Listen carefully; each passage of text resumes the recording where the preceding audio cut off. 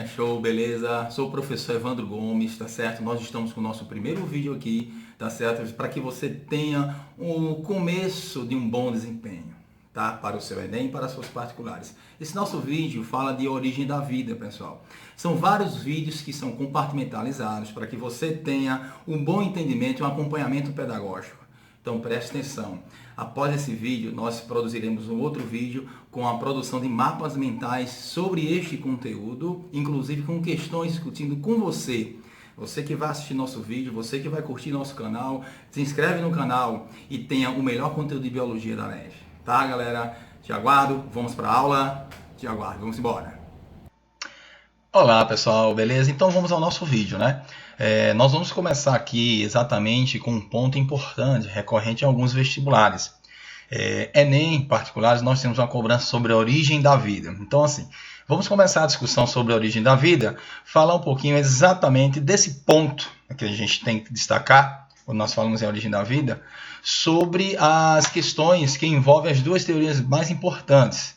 Então nós temos aqui, na condição, nós vamos falar da abiogênese, tá? A gente vai conversar aqui sobre a abiogênese e sobre a chamada biogênese. O que é a abiogênese?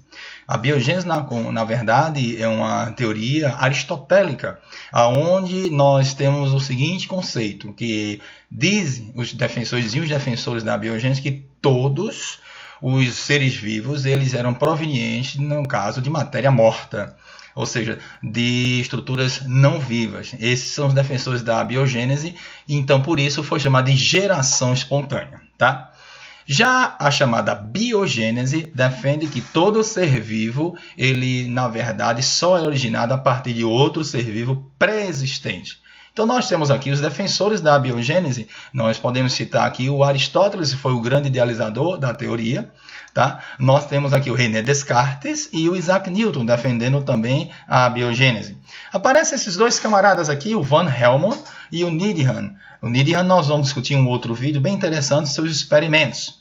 Tá? Já do lado da chamada biogênese, nós vamos ter aqui três indivíduos muito importantes, né? O Francesco Redi, como alguns falam, tá? Um biólogo italiano muito importante no século XVII. Nós temos aqui o Lázaro Spallanzani, é um padre. Nós vamos conversar bastante em outro vídeo sobre o Lázaro Spallanzani, a discussão que aconteceu entre Needham, né, e o Spallanzani trabalhando a questão do embate entre biogênese e a geração espontânea. E nós temos aqui Louis Pasteur. Louis Pasteur, vocês estão vendo na figura, ele é considerado o pai da microbiologia. Mas, na verdade, por que Evandro ele é considerado o pai da microbiologia? Na verdade, Louis Pasteur é importante, aí, ó, caro aluno, que Louis Pasteur ele desenvolveu um processo de esterilização chamado de pasteurização, bem como também Pasteur desenvolveu uma atividade de vacina, um tipo de vacina, na verdade, que trabalhava com os antígenos, lembrando vocês que quando a gente recebe uma vacina, nós estamos recebendo o antígeno, que pode ser um antígeno atenuado ou morto, e isto vai gerar, na verdade, a formação de anticorpos, ou seja, seu sistema imunológico será ativado, estimulado a produzir os anticorpos. Por isso, nós chamamos, quando o indivíduo recebe uma vacina, de imunização ativa, porque vai ativar os anticorpos. E Louis Pasteur desenvolveu exatamente, tá certo? Uma das vacinas mais importantes, que nós vamos discutir um pouquinho mais na frente, principalmente na parte de imunologia. Então, ele é o pai da microbiologia, exatamente por fator desenvolvendo vacina, no caso, principalmente a partir de antígenos, neste caso aqui, atenuados. Lembrando que a vacina, a priori, ela foi desenvolvida na China, mas aí nós temos cenas para os próximos capítulos, tá? Então, é o seguinte, nossa discussão aqui, lembre-se que nós falamos um pouco sobre o Van Helmont. O Helmont, na verdade, ele defendia exatamente, ele ratificava a ideia aristotélica que todo ser vivo ele era originário a partir de matéria morta. Então, os defensores da biogênese diziam que crocodilos eram originados a partir de troncos podres dos rios e tartarugas eram originadas a partir de rochas que ficavam no fundo de rios e também do mar.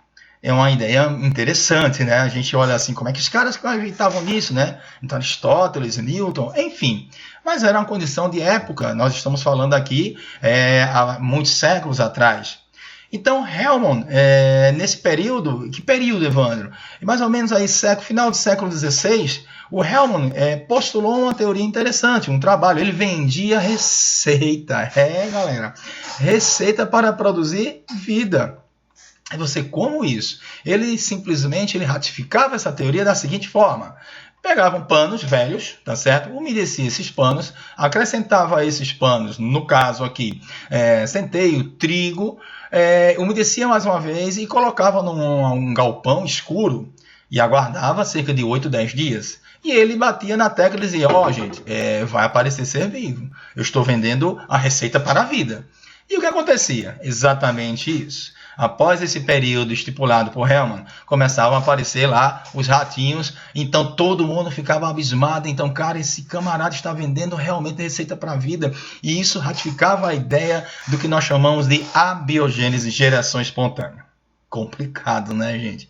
Mas, enfim, vem, obviamente, os estudiosos. Nesse caso, aparece um camarada chamado de Francesco Redi.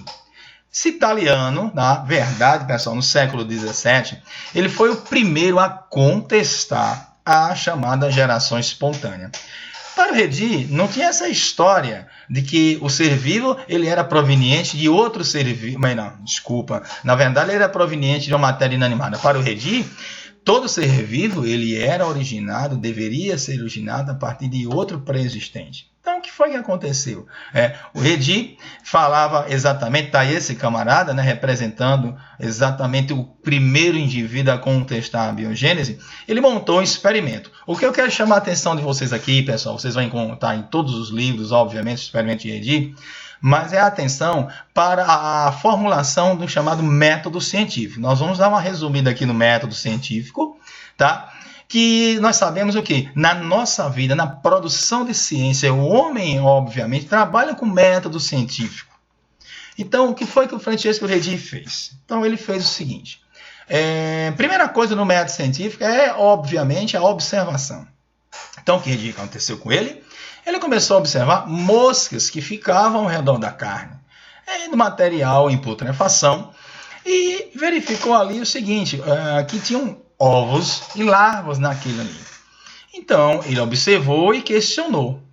Ele disse, de onde danado vem a bexiga dessa mosca? E essa mosca ali, sobre aquela carne, de onde danado vem também esses ovos com essas larvas? E aí indagou. Essas larvas que estão ali, elas só podem ter sido originadas dos ovos que, obviamente, vieram das moscas. Ou seja, ele postulou uma hipótese. Nesta hipótese, como eu acabei de falar para vocês, ele dizia, os vermes são larvas que surgiram dos ovos no ciclo das moscas. Ou seja, essas benditas larvas são provenientes das moscas, outro ser vivo. Mas, gente, como na ciência você tem que provar tudo, você que vai fazer uma monografia, uma dissertação de mestrado, uma tese de doutorado, enfim, a monografia eu chamo de TCC, você tem que provar. E é para isso que existe a chamada experimentação. Então, nós vamos ter aqui a experimentação. O experimento de Redi foi o seguinte. O que acontece? Ele pegou, na verdade, frascos, pegou 16 frascos.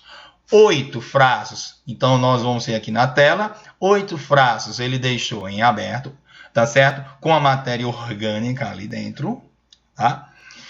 E 8 frascos ele deixou, tá certo? Com a matéria orgânica, o mesmo substrato, entretanto, fechado aqui com gaze. Vocês vão ver aqui, fechado aqui com gaze. E ele aguardou um tempo. Após esse tempo, ele verificou, tá certo? Passando esses 6 dias, ele começou a verificar a presença de moscas naquele frasco que estava, ou nos frascos que estavam da amostra em aberto. Ele encontrou exatamente larvas. E nos frascos que estavam fechados com gaze, ele não encontrou absolutamente nada. Então, Redi, está aí exatamente a minha bendita conclusão. Os resultados que ele obteve foram resultados que rebatiam a ideia da chamada biogênese, pessoal. Percebam que pela biogênese, o que deveria acontecer? Nos 2 conjuntos de frascos, nós deveríamos ter a presença de larvas. Nos 2 conjuntos aqui. Entretanto, só apareceram larvas naquela que você tinha o contato direto das moças com o substrato, com a matéria em putrefação. Então, se era pela biogênese, deveria surgir nos dois grupos. E então, Redi, exatamente a partir do momento que ele obteve estes resultados, ele chegou à conclusão que não, a chamada abiogênese ela está errada, ela está equivocada. Por que está equivocada? Porque se fosse para realmente ser um processo abiogênico de geração espontânea, eu deveria ter larvas nos 16 frascos, nos fechados e, obviamente, nos abertos. E só aqueles onde nós tivemos o contato, no caso das moscas, com o material, ou seja, com toda aquela matéria orgânica em putrefação, foi aonde surgiram exatamente as benditas mosquinhas, ou melhor, as larvinhas que deram origem às futuras mosquinhas, tá? Então, pessoal, nós temos aqui esse videozinho aqui, na verdade, um aperitivo para você. Nós vamos, nos próximos vídeos, discutir exatamente aonde entra o John Needham e aonde entra também o Spallanzani, o Lázaro Spallanzani, para fecharmos aí com o experimento de Louis Pasteur. No próximo vídeo, que a gente vai conversar agora a partir de prática, faremos um mapa de conceito sobre esse experimento, tá certo? Sobre biogênese e abiogênese. E também vamos trabalhar algumas questões sobre essa primeira parte que nós estamos conversando agora, tá? Então, pessoal, eu vou encerrando por aqui, ok? E no mais, vamos aí curtam realmente o nosso canal. Se você gostou aí dessa aulinha, dá aquela curtida legal, deixa teu comentário, tá certo? Para a gente ver aí qual de suas dúvidas, que dúvidas vocês poderiam ter. E não deixa de se inscrever no nosso canal. Muitas coisas boas virão. Aguardem, futuramente, um futuro bem próximo, nós estaremos com módulos fantásticos para que você tenha um acesso à coisa mais importante que nós podemos dizer em relação a concursos, tá? O que é, Evandro? Surpresa. Vamos deixar para frente, ok? Vamos lá, pessoal. Um abraço e até o próximo vídeo, ok? Tchau, tchau.